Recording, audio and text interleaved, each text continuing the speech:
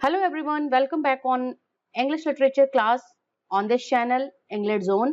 And friends, आज की video में हम बात करेंगे लिटरेरी मूवमेंट से रिलेटेड इंपॉर्टेंट क्लास आप सभी एस्पिरेंट्स के लिए जो कि अपकमिंग डेज में अपने एग्जाम्स देने वाले हैं उनके लिए ये एक बहुत ही इंपॉर्टेंट सेशन होने वाला है। लिटरेरी मूवमेंट से रिलेटेड होगा और इंपॉर्टेंट लिटरेरी मूवमेंट्स जो आज हम बात करेंगे यहाँ पे आप सभी के सामने मैंने यहाँ पे मेंशन कर रखा है पॉइंट्स के वे में कि किन किन लिटरेरी मूवमेंट्स के बारे में हम बात करने वाले हैं आज के अपने इस क्लास में। तो जल्दी से सेशन को आप सभी शेयर कर दीजिए और एंड तक बने रहिएगा इस क्लास में जो कि आपको इंग्लिश जोन चैनल में लिटरेरी मूवमेंट से रिलेटेड क्लास में मिलेगी।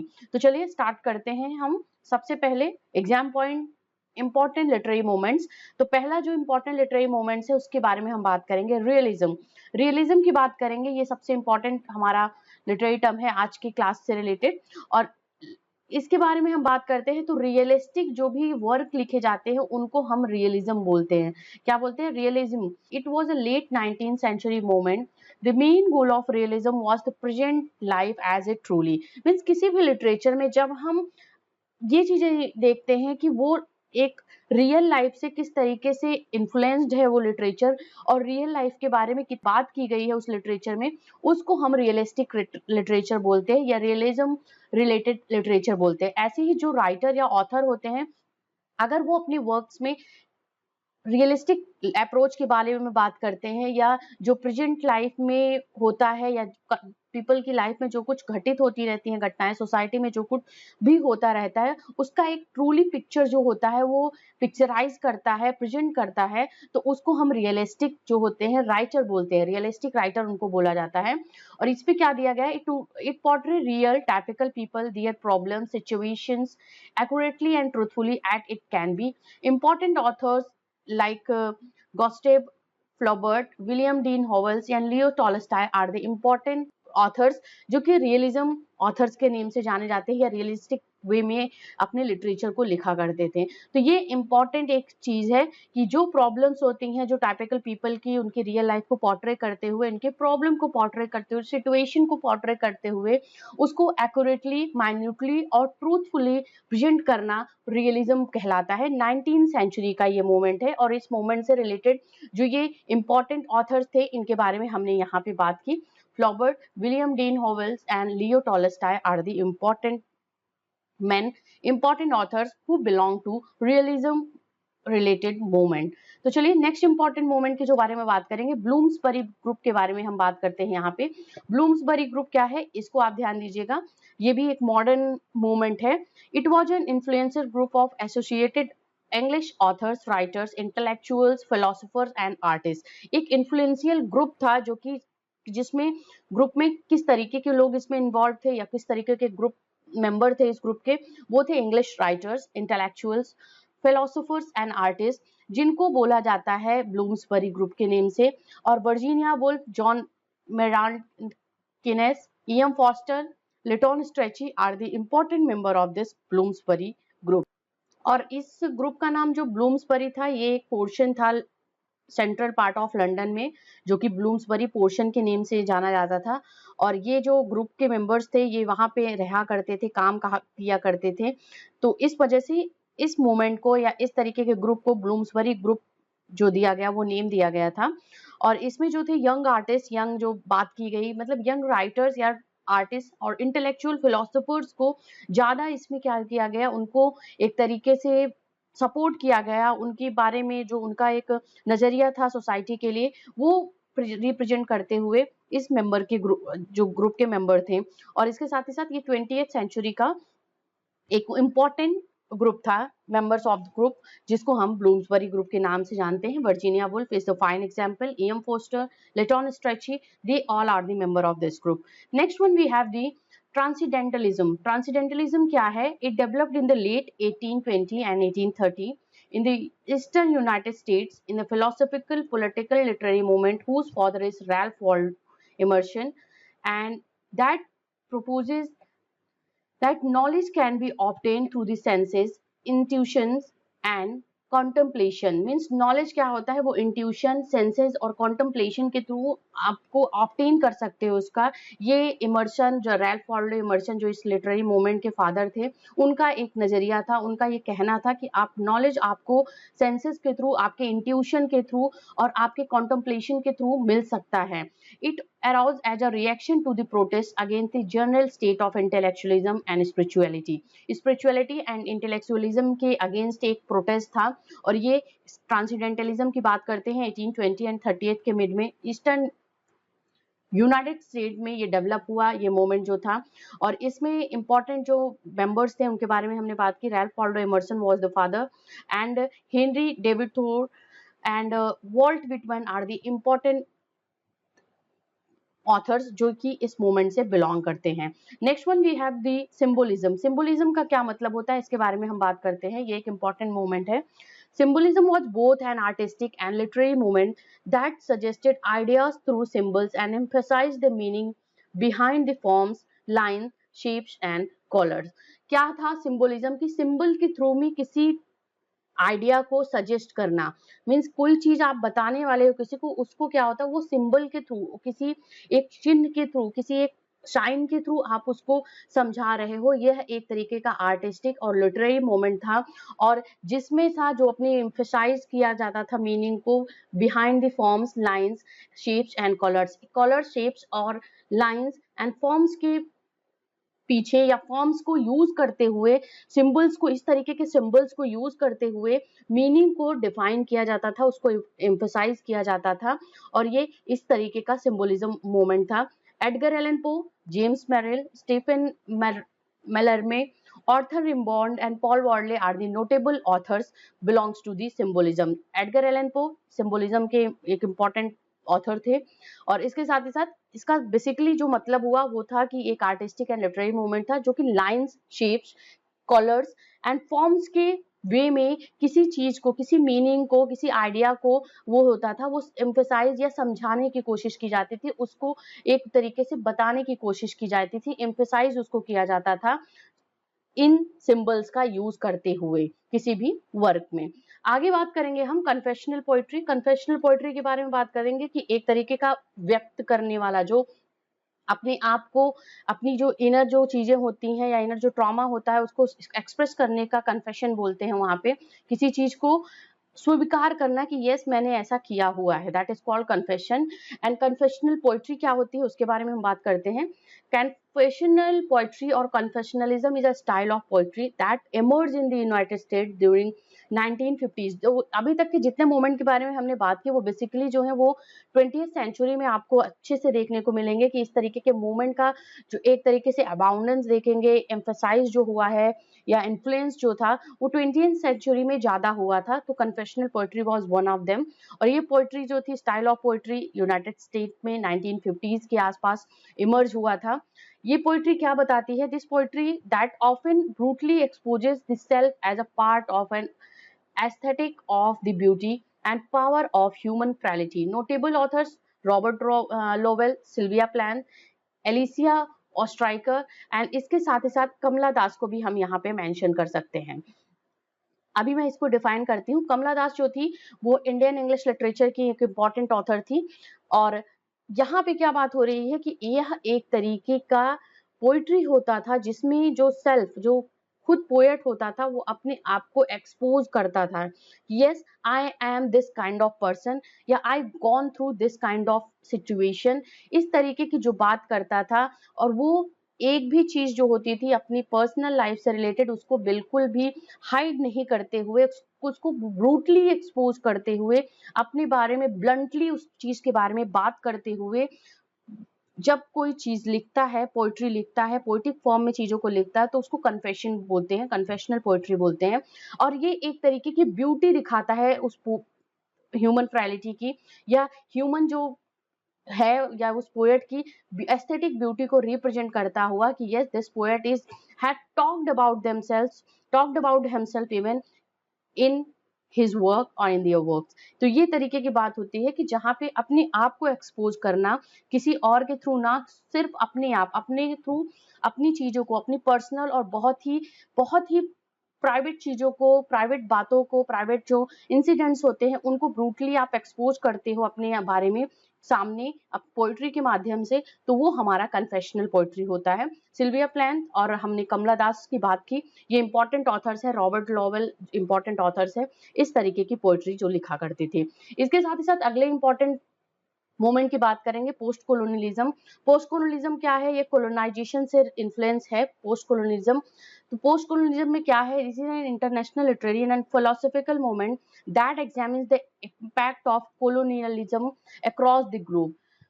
कोलोनाइजेशन का जो इम्पैक्ट था ग्लोब पे या वर्ल्ड पे, या आप एक करोगे वर्ल्ड मैप पे, उसका क्या इम्पैक्ट था उसको एग्जामिन करते हुए ये एक तरीके का लिटरेरी और फिलोसॉफिकल मूवमेंट था कि कोलोनाइजेशन जब हुआ, जब इंग्लैंड ने रूल ओवर किया दूसरी कंट्रीज पे, उनके आप बात कर लो उनके बिजनेस को, उनके ट्रेड को, इन तरीके को अपने से कैप्चर किया और अपनी चीजों को वहां पे इन्फ्लुएंस किया और उसको पूरा मार्केट एक बनाया और उसकी पावर जो थी वो इंग्लैंड के हाथों में हो गई। तो इस तरीके का उसका इम्पैक्ट उस कॉमन पीपल पे या जो अक्रॉस द ग्लोब था उसका क्या इम्पैक्ट पड़ा है, उसके बारे में जो लिटरेचर लिखा गया उसको पोस्ट कोलोनिज्म बोला जाता है। और Nigerian novelist Chinua Achebe, Salman Rushdie, Colombian novelist Gabriel Garcia Marquez are the important post colonialism authors. और ये अपने वर्क्स को इसी तरीके से लिखा करते थे जिसमें इम्पैक्ट ऑफ कोलोनाइजेशन या कोलोनियलिज्म के बारे में बात हुई है, उसको उन्होंने एग्जामिन किया हुआ है और उसको इम्पैक्ट को आप सभी के सामने या रीडर्स के सामने प्रेजेंट करा है अपने वर्क्स के through. Next one we have here Oxford movement के बारे में बात करेंगे। ऑक्सफोर्ड मूवमेंट क्या है? 19th century movement centered on the University of Oxford that sought a revival of Catholic and Roman Catholic thought practices within the Church of England in opposition of the Protestant tendencies of the church. Henry Newman, John Keble, Richard Hurrell Florey are the important authors या important एक तरीके के reform Oxford movement से related ये member थे जो कि belong करते थे। और इन्होंने क्या बात की है, ये मोमेंट जो था यूनिवर्सिटी ऑफ ऑक्सफोर्ड के आसपास सेंटर था, मीन्स उनसे रिलेटेड जो लोग थे जिनके बारे में हमने बात की, John Henry Newman, John Keble, इसे बिलोंग करते थे। और ये तरीके का ये कैथोलिक और रोमन कैथोलिक चर्च में जो था वो रिवाइवल चाहते थे, क्योंकि जब आपका रिफॉर्मेशन या रिनेशा हुआ तो रोमन कैथोलिक चर्च का एक तरीके से आप देखोगे वो बहुत ज़्यादा इम्पैक्ट रिलीजन पे था, धर्म पे था, क्रिश्चियनिटी पे था। और वो चाहते थे कि रोमन कैथोलिक जो थॉट्स हैं, उनके प्रैक्टिसेस हैं जो चर्च ऑफ इंग्लैंड के अंदर, उनमें किसी तरीके से एक तरीके का रिवाइवल होना चाहिए, एक तरीके का, क्योंकि कोई भी चीज़ जब बहुत लंबे समय तक चलती है तो वो करप्ट हो जाती है। जब लंबे समय तक उसका आधिपत्य होता है तो उसमें करप्शन की भावना होती है। तो इसी तरीके से ये ऑक्सफोर्ड जो यूनिवर्सिटी से बिलोंग करते थे, ऑक्सफोर्ड मूवमेंट के जो मेंबर थे, तो इसको हम एक तरीके का रिलीजियस मूवमेंट भी बोलते हैं। ये आपका है कि ऑक्सफोर्ड मूवमेंट से अगर रिलेटेड क्वेश्चन आया है तो ये एक रिलीजियस मूवमेंट था। Oxford movement was what type of movement, तो आप उसको रिलीजियस मूवमेंट भी बोलोगे। और वो आर्टिस्टिक वे में था, एक लिटरेरी वे में था, जो कि चर्च ऑफ इंग्लैंड में वो प्रैक्टिसेस में उसके रिन्यूअल चाहते थे। और इसके साथ ही साथ in opposition to the Protestant tendencies of the church, जो प्रोटेस्टेंट टेंडेंसीज थी चर्च में उसके ऑपोजिट थे, उसको ऑब्जेक्ट करते हुए इस तरीके का मूवमेंट हुआ जिसको हम ऑक्सफोर्ड मूवमेंट के नेम से जानते हैं। John Henry Newman, John Keble are the most important member of this Oxford movement. Next one we have the expressionism. expressionism की क्या भावना है यहाँ पे, जो मूवमेंट है ये एक तरीके का आपका व्यक्त करने का है। Expressionism. Expressionism is a modernist movement initially in poetry and painting, originating in Germany at the beginning of the 20th century. Its typical trait is to present the whole solely from a subjective perspective, distorting it radically for the emotional effect in order to evoke moods and ideas. तो ये expressionism का जो था कि किस तरीके से literature में एक तरीके का मॉडर्निस्ट मूवमेंट था जो कि पेंटिंग एंड पोइट्री से रिलेट करता था, कि क्योंकि पेंटिंग एंड पोइट्री में आप अपने आप को एक्सप्रेस करते हो, आप अपनी जो सब्जेक्टिविटी होती है या अपनी जो इंडिविजुअलिटी होती है उसको एक्सप्रेस करते हुए इस तरीके का जो लिटरेचर होता है या पेंटिंग होती है उसको आप बनाते हो, लिखते हो, और वो आपकी पर्सनैलिटी से इन्फ्लुएंस होता है, दैट इज कॉल्ड एक्सप्रेशनिज्म। तो यहाँ पे ये beginning of the 20th century में जर्मनी में ओरिजिनेट हुआ ये मूवमेंट जो था, और इसका क्या था कि सब्जेक्टिव प्रोस्पेक्टिव के फॉर्म में प्रेजेंट करना अपने आप को, ये इसका एक इम्पॉर्टेंट ट्रेट था, जो कि एक इम्पॉर्टेंट क्वालिटी थी एक्सप्रेशनिज्म की। और इसका जो इमोशनल इफेक्ट हुआ करता था कि जब प्रोस्पेक्टिव, सब्जेक्टिव या इंडिविजुअल प्रोस्पेक्ट में आप किसी चीज को प्रेजेंट करोगे तो वो क्या होगा, वो इवोक करता है इमोशनल इफेक्ट के थ्रू, वो मूड्स को इवोक करता है। मींस ये डायरेक्ट कनेक्ट होता है उस रीडर से जो कि उसको पढ़ रहा होता है, या उस व्यूअर को, उस ऑडियंस को जो कि उसको वॉच कर रही होती है, या पेंटिंग लवर्स को जो कि उसको देखता है। तो यहाँ पे एक्सप्रेशनिज्म का मतलब हुआ कि सब्जेक्टिविटी के फॉर्म में अपने आप को एक्सप्रेस करना, इंडिविजुअलिटी के फॉर्म में अपने आप को एक्सप्रेस करना, और इस तरीके से इमोशनल वे में अपने आप को प्रोजेक्ट करना, so that this can had a great impact on the moods and ideas of the people. Franz Kafka, Alfred Doblin, Gottfried Benn, and Henrik Mann, Oscar Kokoschka are the important member of the Expressionism movement। और ये इससे belong करते थे। French Kafka, Alfred डॉबलिन की बात हमने यहाँ पे की। तो एक्सप्रेशनिज्म आप भी समझ चुके होंगे। आगे हम बात करेंगे स्ट्रीम ऑफ कॉन्शियसनेस। बहुत ही सुना होगा आपने इस टेक्निक को। स्ट्रीम ऑफ कॉन्शियसनेस से रिलेटेड एक ऑलरेडी वीडियो अपलोडेड है इस चैनल पे, आप उसको पूरा वॉच आउट कर लीजिएगा। उसमें आपको और बेसिक, बहुत ही थोड़ा सा डीपली समझ में आएगा कि क्या होता है स्ट्रीम ऑफ कॉन्शियसनेस। तो ये एक लिटरेरी क्रिटिकल मूवमेंट था जो कि स्ट्रीम ऑफ कॉन्शियसनेस के नेम से जाना जाता था। नैरेटिव मूड और method that attempts to depict the multitudinous thoughts and feelings which pass through the mind of a narrator. जब एक साथ दिमाग में बहुत सी चीजें, किसी नैरेटर के माइंड में एक साथ बहुत से थॉट्स एंड फीलिंग्स जो होती हैं उथल पुथल मचाती हैं, या बहुत ही थॉट्स जो होती हैं उन वो चलती रहती हैं एक ही साथ में, एक माइंड में, किसी भी रीडर के या किसी भी जो नैरेटर होता है उसके माइंड में, उसको डिपिक्ट करना, उसको बताना, वो क्या होता है, स्ट्रीम ऑफ कॉन्शियसनेस होता है। कि आप एक टाइम पे बहुत सी चीजें होती हैं जो आपके माइंड में चलती रहती हैं, और आपका माइंड होता है कहीं यहाँ रहता है, कहीं दूर रहता है, कहीं किसी भी चीज पे, मीन्स आप एट अ वन टाइम आप बहुत सी चीजों के बारे में सोचते हो, और उसी चीज के कि अलग अलग स्टडी करना, या उसी चीज को एक तरीके से एक्सप्रेस करना, उस फीलिंग्स को, उस थॉट को जो मल्टीट्यूडियस होता है उसको करना, वो बोला जाता है stream of consciousness. James Joyce, Virginia Woolf are the fine example we have related to this kind of movement, जो कि स्ट्रीम ऑफ कॉन्शियसनेस से रिलेटेड बहुत ही इंपॉर्टेंट वर्क्स लिखे हुए हैं। जेम्स जॉयसी की बात करेंगे, यूलिसीस उनका इंपॉर्टेंट नॉवल है जो इस टेक्निक में बिलोंग करता है। इसके बाद वर्जीनिया वुल्फ की बात करते हैं। वर्जीनिया वुल्फ के important to the lighthouse, ऐसे इंपॉर्टेंट इनके नॉवेल्स हैं। और 20th सेंचुरी का मोमेंट है, तो एक तरीके का ये टेक्निकल मोमेंट है, आप बात करते हो जो कि नैरेटर के माइंड के, या जो एक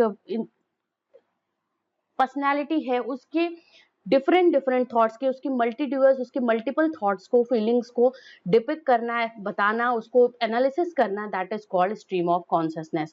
इसके साथ साथ नेक्स्ट इंपॉर्टेंट जो मोमेंट है दैट इज कैवेलियर पोएट से रिलेटेड है। कैवेलियर पोएट कौन है? 17th सेंचुरी के इंग्लिश रॉयलिस्ट पोएट थे जिनको कैवेलियर पोएट्स के नेम से जाना जाता है। कैवेलरी से रिलेट करता है ये cavalier. The main writing zone were primarily about courtly love। ये राइटर्स जो हुआ करते थे, रॉयलिस्ट पोएट्स जिनको बोला जाता था, ये बेसिकली किस तरीके का वर्क लिखा करते थे? कोर्टली लव अफेयर्स के बारे में लिखा करते थे। और इनको साथ ही साथ सन्स ऑफ बेन बोला जाता है, क्योंकि बेन जॉनसन के नेम के बिहाफ पे ये पड़ा हुआ है। That's why they were called as the sons of Ben। And important authors की बात करें, Robert Henry, Robert Lovelace and Thomas Carew are the important cavalier poets, जो कि रॉयलिस्ट पोएट्स के नेम से भी जाने जाते हैं। और बेसिकली कैवेलरी से ये बना हुआ है cavalier poet. Next important movement we have the metaphysical poets. आपने बार बार इसको पढ़ा होगा मेटाफिजिकल पोएट्स के बारे में।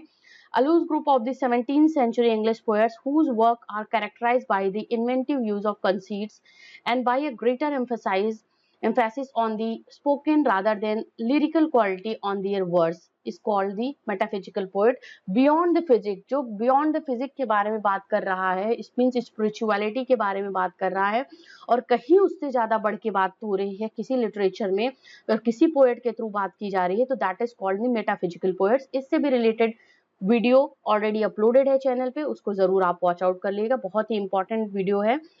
आपको बहुत अच्छे से बिल्कुल क्लियर हो जाएगा कि मेटाफिजिकल पोएट्स क्या है, मेटाफिजिकल पोएट्री से रिलेटेड कौन-कौन से वर्क हैं और किस तरीके का लिटरेचर लिखा जाता है या कौन से तरीके की पोएट्री इसमें लिखी जाती हैं। तो बेसिकली क्या होता है, इसका जो यूज़ होता है फॉरफेच्ड मेटाफर एंड कंसीट्स का यूज करते हुए जब कोई पोएट्री लिखी जाती है and that is not easy to understand for the common readers, जो एक बेसिक एक प्रॉपर बिगिनिंग वाला रीडर है या एक किसी के लिए भी बहुत इजी नहीं होता है इस तरीके की लिटरेचर को, इस तरीके की पोइट्री को अंडरस्टैंड करना, समझना, जब तक आप उसको 2-3 बार पढ़ते नहीं हो। क्योंकि फॉरफेच्ड मेटाफर का यूज होता है, कंसीट्स का यूज होता है, सिंबल्स का यूज होता है इस तरीके की पोइट्री को लिखते हुए। और ये क्या करते हैं, लिरिकल क्वालिटी की जगह पे ये स्पोकन वे में चीजों को बताते हैं, उनको एक्सप्रेस करते हैं। इस तरीके की पोएट्री को मेटाफिजिकल स्कूल ऑफ पोएट्री बोलते हैं और जो पोएट इसको लिखते हैं इस तरीके की पोएट्री को, उनको मेटाफिजिकल पोएट्स बोला जाता है। जिसमें John Donne is one of the most important foremost important figure, important poet of this metaphysical school of poetry. और उनके साथ साथ Robert, George Herbert, Andrew marvel, Abraham Cowley, Richard Crossa and Henry Vaughan are the important members of this kind of poetry that is known as the metaphysical। means meta means ये होता है beyond, physical means होता है physique, beyond physique के बारे में जो बात कर रहा है, इससे कहीं ज्यादा हटके की कोई बात कर रहा है तो वो हमारा होता है मेटाफिजिकल पोएट्स। नेक्स्ट इंपॉर्टेंट है गोथिक नॉवेल के बारे में बात करेंगे। गोथिक नॉवेल क्या है, एक इससे भी रिलेटेड वीडियो ऑलरेडी अपलोडेड है चैनल पे, उसको भी वॉच आउट कर लीजिएगा आप। Gothic novel often deals with the supernatural events or events occurring in the nature that cannot easily explained or over which man has no control. It is typically follow a plot of suspense and mystery। Gothic novel क्या होते हैं, जो कि किसी supernatural event से deal with करते हुए जब कोई लिटरेचर लिखा जाता है, नॉवेल लिखा जाता है, फिक्शनल वर्क लिखा जाता है, उसको हम क्या बोलते हैं, गोथिक नॉवेल बोलते हैं। इस तरीके के नॉवेल्स में जो स्टोरी होती है, जो प्लॉट होती है, उस पे जो होता है वो ह्यूमन का उस पे कंट्रोल नहीं होता है, क्योंकि वो सुपरनेचुरल इवेंट्स पे बेस्ड ऑन होते हैं, इंसिडेंट्स पे बेस्ड ऑन होते हैं। और वो ऐसे इंसिडेंट्स होते हैं जो नेचर में, जो प्रकृति में होते हैं।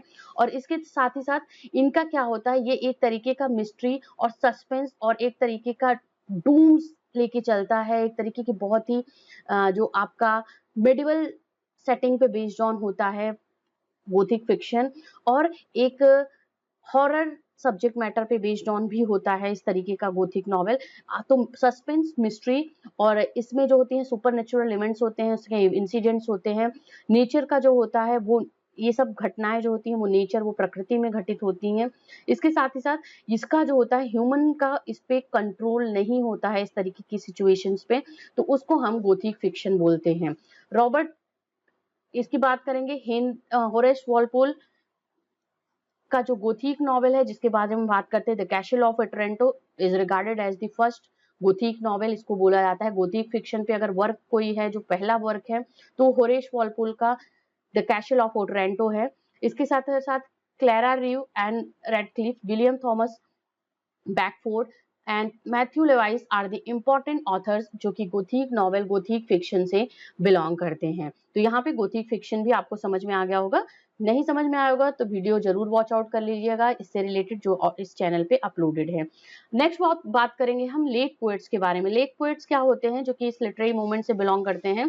Lake poets were the group of the English poets who lived in the lake district of England, United kingdom में रहा करते थे ये पोएट्स जो थे। और 3 इंपॉर्टेंट मेंबर हैं जो कि रोमांटिक एरा से बिलोंग करते हैं।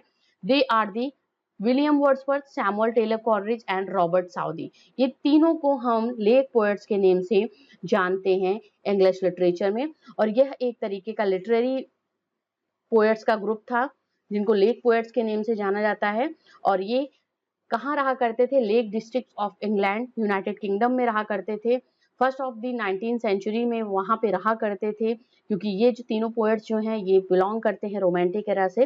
तो लेक पोएट्स के बारे में हमने ये बात की। इनसे रिलेटेड वीडियो मैं लेके आऊंगी कि कौन कौन से लेक पोएट्स थे, उनके इंपॉर्टेंट वर्क क्या थे, कैसे इन तीनों की मुलाकात हुई या क्या था इनका बेसिकली जो मैटर क्या था, लेक पोएट्स क्यों बुलाया गया इनको, उसके बारे में हम किसी दिन अपने एक सेपरेट वीडियो में इससे रिलेटेड बात करेंगे। आगे हम देखते हैं कौन सा इंपॉर्टेंट है, प्री रेफलाइट मूवमेंट। बहुत ही एक इंपॉर्टेंट मूवमेंट है प्री रेफलाइट, विक्टोरियन एरा का ये मूवमेंट है। अभी आपको इसमें समझ में आएगा कि किस तरीके का मूवमेंट प्री रैफलाइट है। प्री रैफल, रैफल मतलब होता है, रैफल जो है वो पेंटर थे, तो रैफल के पहले के जो आर्ट एंड पेंटिंग के बारे में जिस लिटरेचर में बात हुई है, वर्क्स में बात हुई है, जो इस मोमेंट से जुड़े हुए लोग थे, उनको बोला जाता है प्री रैफलाइट मूवमेंट या प्री रैफलाइट मेंबर्स। तो प्री रैफलाइट्स बोलते हैं उनको। The pre Raphaelites were the secret society of young artist. कौन था? यंग आर्टिस्ट का एक सीक्रेट सोसाइटी था, ये ग्रुप ऑफ मेंबर थे इसमें, जो फाउंडेड हुआ है इंग्लैंड में 1848 के आसपास। विलियम होलमैन हंट ने इसको फाउंड किया था, इस मूवमेंट को।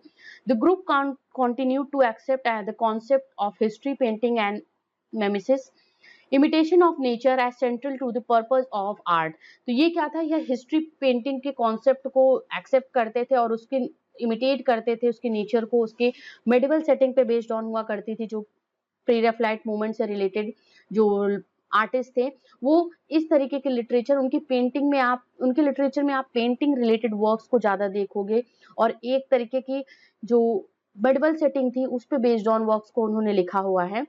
इसके इंपॉर्टेंट ऑथर्स की बात करते थे, John Everett Millais, D G Rossetti, Dante Gabriel Rossetti बोला जाता है इनको, William Michael Rossetti, James Collinson and Frederick George Stephen and Thomas Woolner are the form of the 7 members, जिनको बोला जाता है प्री रैफलाइट ब्रदरहुड। ये मेंबर्स जो थे, इनको प्री रैफलाइट ब्रदरहुड के नेम से जाना जाता है।